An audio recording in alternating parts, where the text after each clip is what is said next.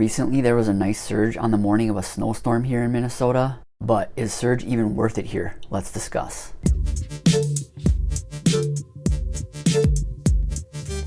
So first off, since upfront fares were implemented, we have all seen it. Surge has been completely neutered under upfront fares, and also they're building surge into the prices of the upfront fares. And what has always been the purpose of surge? To bring more drivers onto the road when demand exceeds supply. And apparently there is plenty of supply now most of the time, so there's no need for surge to go into effect. But surge is still happening during major demand spikes, like say when a concert lets out, or like here in Minnesota when we have a weather event like a snowstorm. Now our pay structure here in Minnesota is we are eventually paid guaranteed rates in period 3 while we're transporting a passenger. And again, our guaranteed minimum rates here in Minnesota during period 3 are 31 cents per minute and $1.28 per mile. And I say eventually because the majority of fares are not being priced to those guaranteed rates. Here our structure is, after 2 weeks, they take our total mileage and total time during period 3, multiply that by the guaranteed rates, and if our earnings don't reach those guarantees, then we receive top-off payments. And since the majority of the upfront fares are not reaching the guaranteed rates, the top-off payments have been substantial. My most recent top-off payment on Uber was $93.69 and $198.32 on Lyft.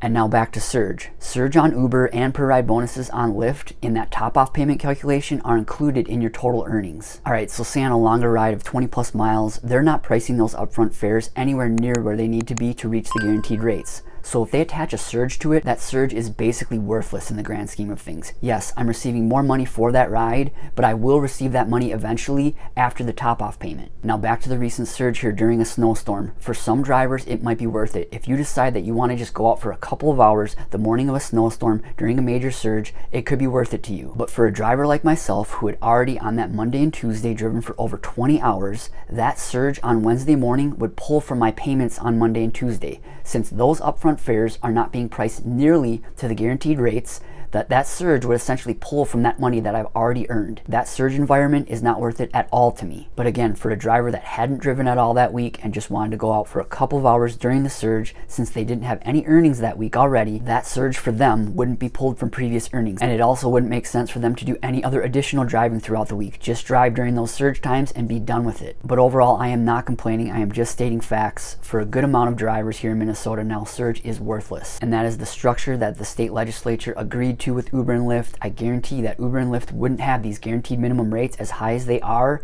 if this wasn't the structure. But what do all of you think? What about you other drivers in Minnesota? I'm assuming that most of you now are realizing that surge and per ride bonuses are just not worth it, especially for drivers that are driving more than 20 hours during the week. If you've yet to download the Solo app to help you manage your rideshare business and earn more, our referral link is in the description. We also have a free newsletter, and the link to sign up for that is in the description as well. If you've yet to watch my previous video on my 5 must-own rideshare items, be sure to check that one out.